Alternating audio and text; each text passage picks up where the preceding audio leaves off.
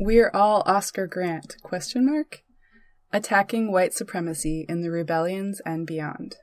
This essay is from the 2012 revised edition of the zine Unfinished Acts, January Rebellions, Oakland, California, 2009. The project of sustained insurrectionary activity must constantly chip away at the foundations of white supremacy. Although anarchist practice is assumed to be inherently anti-racist, evidence of this is often hard to find. This should be obvious, but it is worth repeating. To loathe the United States of America and capitalism, to want them destroyed, means the task set in front of us is to attack and abolish the racial order that has enabled these beasts. The Oscar Grant rebellions give us a little glimpse of people in the Bay Area doing just that. In the riots, we saw the collective power of black and brown young people battling with little fear against the established white supremacist order. Surprisingly, there also was a small showing of white people in the rebellion as well. This brief show of solidarity from white folks, both those who do have experiences of being criminalized, poor young people, and those who do not, reveals that white folks can have agency to violently oppose a clearly white supremacist institution, side by side with non-whites, without pretending to share identity or experience where it is not the case. Also, contrary to dominant narratives that paint the essence of riots as male-dominated affairs, many queer and female, mostly non-white, comrades took their place at the front lines, participating in the supposedly masculine rebellion without apprehension. Their participation is significant as it throws a wrench into the logic of peace-loving, docile femininity and what self-determination looks like for some who live on the axis of gender tyranny and white supremacy. Although most police shooting victims are black and brown men, the Oscar Grant rebellions show us that their deaths affect and outrage masses of people across race and gender lines. During each demonstration and riot, where folks gathered to express their rage in the face of Oscar Grant's murder and what his death represented, the chant, "We're all Oscar Grant," rang through the downtown streets of Oakland. For those indoctrinated into the logic popularized by nonprofit organizing culture that treats identity and experiences of oppression as one and the same, it is inappropriate for anyone other than people of color to yell this slogan. This critique falls flat for many, as it assumes that we yell this to declare collective victimhood rather than a collective proclamation to not be victims. For those of us who are poor and black or brown, anarchist or not, we cannot claim to share every experience with Oscar Grant, but we do live our days with the knowledge that we could have the same fate as him if our class society, with its racialized implications, is not reckoned with. For women and queers, especially those of us who also are not white, our experiences may not mirror Oscar Grant's life and death, but we too live with a sick threat of violence on our bodies by both the patriarchal, transmisogynist, and racist state, and the individuals who replicate the attitudes and oppressive actions of the state. For any of us who are not poor and black or brown, anarchist or not, we may not usually fear for our lives when police are near, but it is plain as day that if we don't all start acting like it's our very lives at stake as well, not only are we an accomplice to these racist deaths, we foolishly assume we will not be next. For whites who joined in this chorus of "We are all Oscar Grant," this declaration meant that we refuse to be another white person, if being white means letting this shit continue to slide for the bogus justification that this racist violence keeps society, read white people, safe. The spirit behind "We are all Oscar Grant" is indicative of the attitude of the Oscar Grant rebellion as a whole. Despite the fact that many of us did not generally know each other before those nights because of the racial divisions imposed by society and maintained by ourselves, we found glorious moments of struggling with one another in the streets, where our identities or experiences were not collapsed into a faux sameness, toward a never-ending uprising. Moments of cross-racial solidarity and the crumbling of various social barriers were particularly evident on these few warm, rebellious nights in January 2009. This should not lead one to believe that the days between or beyond these riotous evenings were days where police shootings ended, or where social distinctions and hierarchies disappeared, or solidarity was a given. Disappointingly, we all went back to our usual lives as individuals, dodging cops, reading about horrendous police brutality on Facebook, struggling to make ends meet, drinking too much, dragging ourselves to school, or doing our hustles. Whatever different quote-unquote normal is for each person who ran wild in the streets of Oakland in the name of Oscar Grant, we went back to it. For some, normalcy is going to jail. Throughout the Oscar Grant and then Occupy movements, despite whatever demographics took part in the street festivities, it has remained that those stuck with heavy sentences have been Black and or homeless, many of whom were on probation or parole. This fact should not reinforce the myth that only Black and brown youths were arrested, but should highlight the intensely racist nature of the judicial system. If we are to struggle alongside these folks in moments of uproar, we must recognize that they often have higher stakes if they get caught up in the bullshit justice system. When folks already criminalized by the system put themselves on the line, there should be unrelenting pressure on the system, to the scale that we know we are capable of with hundreds of anarchists in the Bay.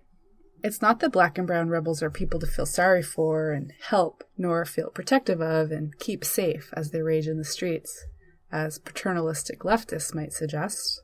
But if we take seriously that these fellow rioters will be our comrades and co-conspirators for bigger and badder insurrections to come, we cannot let them hang out to dry when they're going down for the same acts that we, allegedly, took part in. Do some of us, whites and people of all races, find ourselves shrugging and accepting that it is normal for Black people to go to jail? We feel indignant when someone is murdered by the state, but somehow feel less moved when someone is kidnapped and held captive by the state. Why is it so shocking to us when a white anarchist comrade goes down for a year, but not when many Black or homeless comrades are locked up repeatedly and for longer sentences? There's an unquestioned and deeply seated logic embedded in the psyche of U.S. society that has taught all of us, white or not and anarchist or not, that white bodies are to be cared for and coddled, while non-white and especially Black bodies are assumed to be criminal, expendable, and not to be trusted. Without consciously and intentionally bucking against this logic, Black death, be it psychological, physical, slow, or fast, will remain the norm, and will make any attempt of insurrectionary or revolutionary activity smack of insincerity and history lessons unlearned. Footnote 1. It is worth noting that whiteness as a social category was created and promoted by plantation owners and other capitalists in the early days of America's colonization in order to put a wedge between the workers they were exploiting. Before this, poor, fair-skinned people were dirty Irish, criminals expelled from England, indentured servants, trash, etc. This was done through both extreme terror campaigns against those who co-conspired in insurrections on plantations, shipping docks, and urban centers, as well as by convincing the poor, recently named whites that they had special privileges that were under threat by those of darker skin color, thus creating a perfect situation for the no longer shook capitalists when whites began putting racial solidarity above class solidarity. So nowadays, most persons of color live in crippling poverty, while white capitalists still are rich fucks ruling over them. What is often overlooked, however, is that in exchange for accepting the privileged position of white, whites still make up half of those in the United States living in poverty, left to the whims of the same ruthless whites in power. That is to say, selling out one's class members and helping to prop up a racist system through clutching on to a psychology that our white friends, family, and selves are somehow more exalted than non-white folks has for hundreds of years effectively been a shot to our own feet. End footnote 1. It's more obvious than ever that leftist politicians and NGO admins with grant money dollar signs in their eyes have done and will do little to address everyday problems for or with folks from Oakland's hoods. The question that anarchists must seriously grapple with is, do we blow just as much hot air as our leftist enemies? Beyond our lackluster efforts in countering the state repression of our fellow rebels, have we also left the response to everyday atrocities to be tackled by those who we know are invested in the very institutions that perpetuate these everyday oppressions and exploitation? It's fine, great even, that we can't stand to do reformist campaigns to make daily life more tolerable. That being the case, what are we willing to do? If we can't stand the victim-making rhetoric that strips power from the very people who must wield it, if we loathe representational politics and neither want to speak for or do anything for anyone who is not us, where does this leave us? For many of us who are white and or male anarchists, we know that calls to quote-unquote check privilege and tiptoe around language do little to nothing to topple racial and gender hierarchies. Throwing ourselves into the role of social service providers also misses the boat. What strategies are left available? Are these theoretical dead ends that cannot be solved? Or are we lacking the resolve and imagination necessary to answer these questions through meaningful deeds?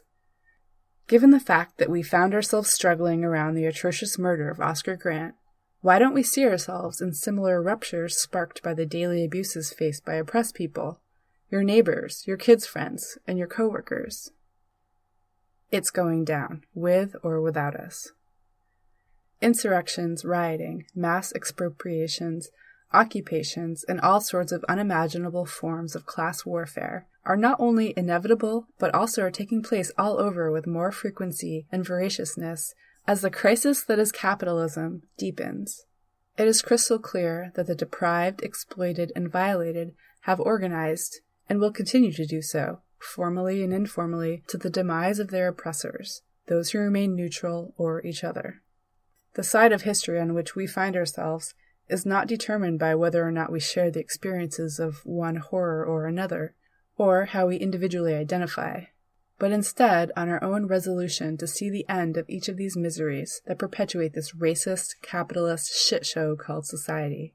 To those of us who cooperatively destroyed capitalist and state property, humiliated and terrified police and yuppies, and found power and a sense of dignity together that we had never known before, and to those of us who found ourselves high off the lack of social divisions in the streets of Oakland during a moment of open revolt, let's figure out ways to maintain these moments outside a riot. We must play a part in continuing this rebellious trajectory as a motley crew of insurrectionists, or be deemed irrelevant, or worse, the recipients of the wrath of the righteous people who anger slowly but rage undamned. Footnote 2. This monster, the monster they've engendered in me, will return to torment its maker. From the grave, the pit, the profoundest pit. Hurl me into the next existence, the descent into hell won't turn me. I'll crawl back to dog his trail forever. They won't defeat my revenge. Never, never. I'm part of a righteous people who anger slowly but rage undamned. We'll gather at his door, in such a number that the rumbling of our feet will make the earth tremble. George Jackson, Blood in My Eye, 1970.